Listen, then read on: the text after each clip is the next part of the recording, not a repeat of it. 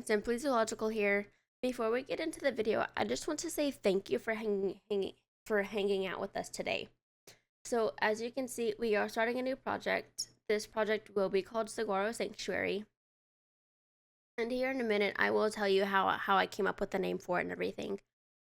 But anyways, so this project, it will be very similar to Bushland because I loved the idea of what Bushland had to offer, basically in the terms of you I used only the Australian animals and the Oceania pack animals.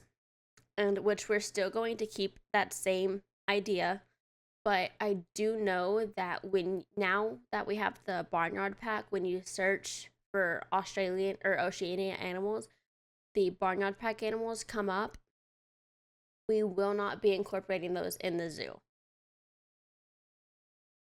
So I just want to clarify that those animals will not be in here. We may one day do like an actual farm kind of thing, but I just really haven't been all that inspired to do a farm, even though I've watched a million and one videos on building a chicken coop and a goat yard and all that kind of stuff. I haven't really been that inspired.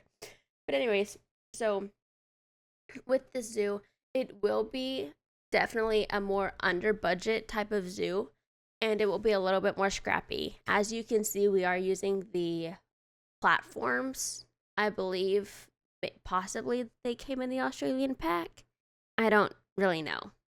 If you know, let me know in the comments below. I'm really bad about what pieces came in what pack. Same thing with animals. I don't really know what animals came in what pack. If it doesn't say, then I don't know. But anyways, so again, this will be more of a scrappy type of zoo. It will be, and as you can see back behind this ticket booth that I'm building right now, we do have the layout of the zoo, so I know what animals will be going where and all this kind of stuff. And so with that in mind, I will be building what habitat I want to build when I want to build, because with Bushland, I got very burnt out. And I think to a point, one of the reasons I did get so burnt out was the fact that I got sloppy because I would realize, oh crap, I don't have a video for this week, but I need to get a video out, and so I would force myself to build in this zoo when I didn't have anything in mind to build for. And so I would just kind of put it off all week until I was forced to make something, and then I would make something that was somewhat okay, but not up to but it wasn't up to the standards that I thought it should have been up to.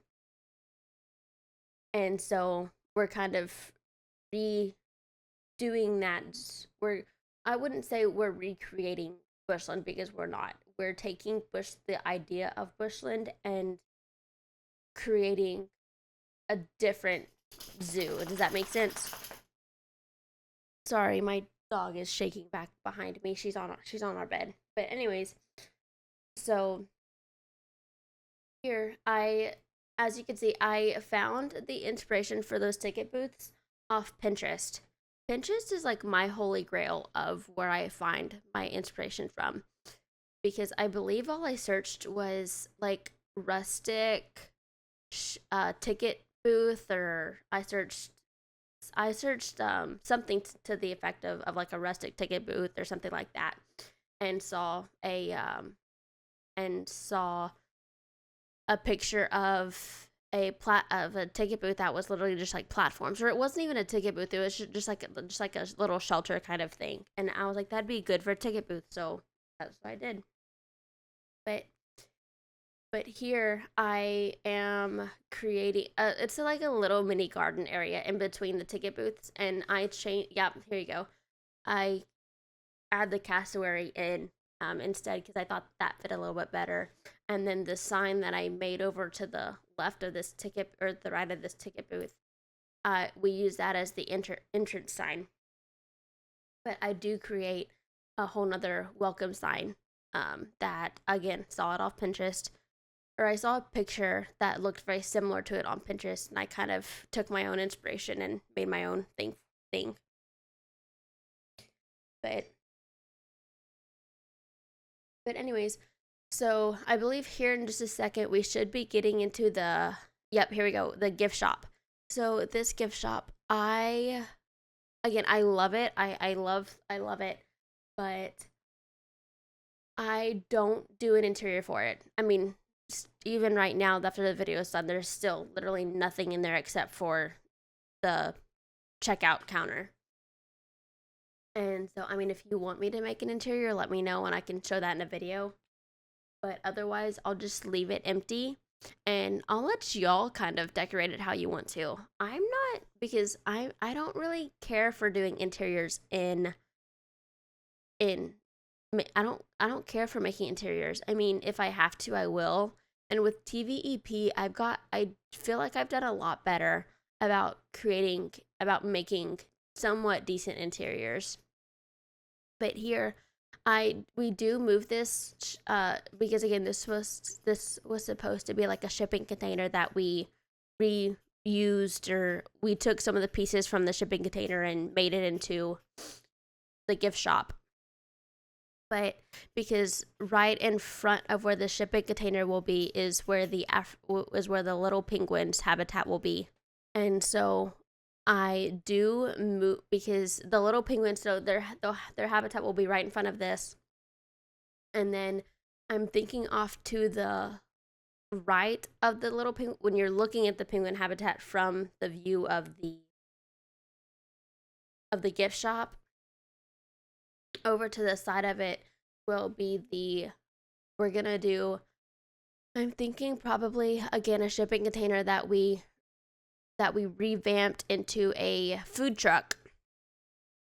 I found a really nice picture that I liked off of the off Pinterest again, that I thought was really nice, and I thought would be good to, yeah, right here is where we're gonna do the food truck. And so I'm thinking we'll move I don't do it right. I don't do it where y'all can see it, but you'll see where I move it to in another clip. But I do move it over to the right side of the ticket booths. And here I was struggling to get the pathing, because with the pathing with the border, I love this border. I will use this border probably for the whole entire zoo. But with this border, I had to raise the, I believe I used the Jetty Betty platforms for that right there, for the decking of the gift shop. And so I had to raise it up, but then it looked weird on the inside. But we get it all figured out and get it all situated. Again, once I move it, it kind of works itself out. But anyways, so here we are starting the welcome sign. Well, the welcome sign and car park entrance, because again, we're going to have a parking lot. Well, we may have a parking lot. I'm thinking I'll probably just get one off the Steam Workshop and put it in here, because I don't like doing parking lots either. If y'all want to see me make a parking lot, you can let me know in the comments below and I'll make one. But otherwise, I'll just probably get one off the workshop and call it quits. So y'all won't ever really even see it. But here again, the inspiration for this came off of Pinterest. I saw this, I searched up, I believe it was like welcome sign or something like that. And I just searched like welcome sign or something. And I saw this picture of this welcome sign that it was really big over to one side and it tapered off to the more further right it got, the more it kind of tapered off. But I decided to kind of put my own spin on it and kind of make it like the diamond type of design. And again, I use the custom fonts, and I love, I believe these are Christina's fonts, and I love her fonts. But the only thing with any custom font really is that they have such long back ends that you have to figure out a way to to cover it. And so what I do is I take the conservation slat that I used, and I used the conservation. I believe it's like the panel is technically what it's this piece that I'm messing with right now. I use those as the sides, and I make like a whole solid back instead of like I was gonna do copy it on top of itself. But so we get that all done and everything, but excuse me. But but yeah, so we'll get this and we'll make it to where again it's not all the same, and then I believe I change it to black, and it looks really nice when I get done because I add I add some like signs on the inside. You'll see it here in a minute, but I add signs and stuff to make it look a little bit. It looks really nice. And again, I changed the wording car park to welcome because I take this exact thing and I duplicate it and I change that text from car park to welcome. So we have one that's right in front of the cassowary that is in between the ticket booths, and then we have the one that tells the people driving by like, hey, the parking lot's right here. But so here, so I use the saguaro cactus because again, the name is Saguaro Sanctuary. So to kind of resemble that, I use the saguaro cactus sign.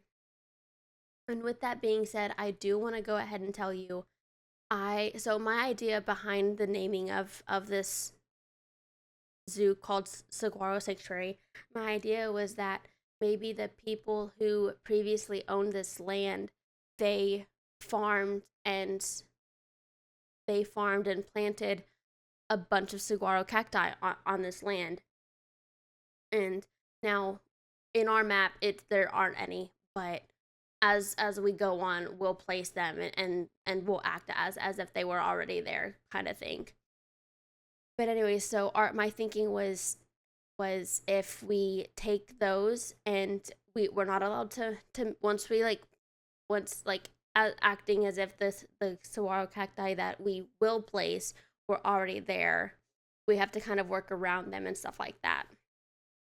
And we have to kind of keep that in mind and preserve the saguaro cacti. But anyways, now that we're here at the foliage, I am going to go ahead and sign off because I think we only have just about a minute or so left. But before I do, I want to say thank you so much for hanging out and for watching. But also, if you haven't already, please feel free to leave a like and subscribe. But I will ask that if you do subscribe, please turn on the notification icon so that way you won't miss the next time I post a video. But with that being said, I'm going to go ahead and leave y'all to it. Thank you so much for watching, and I hope you have a great rest of your day. Bye.